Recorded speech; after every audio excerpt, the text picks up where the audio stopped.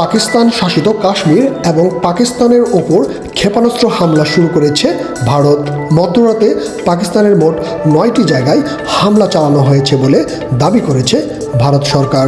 এদিকে ভারতের সেনাবাহিনী তাদের এক্স হ্যান্ডেলে দেওয়া এক পোস্টে দাবি করেছে, ভারত শাসিত কাশ্মীরের পুঞ্জ রাজৌরি এলাকার ডিম্বারগলিতে কামান থেকে গোলা নিক্ষেপ করেছে পাকিস্তান।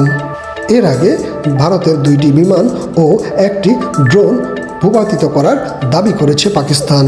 পাকিস্তান সেনাবাহিনী বলছেন, দেশটির 3টি স্থানে হামলা চালিয়েছে ভারত এবং হামলায় 2 জন শিশুসহ মোট 8 জন নিহত হয়েছেন। এদিকে অপারেশন সিন্দুর নাম দিয়ে চালানো এই হামলায় সন্ত্রাসী স্থাপনাকে নিশানা করা হয়েছে বলে জানিয়েছে ভারত।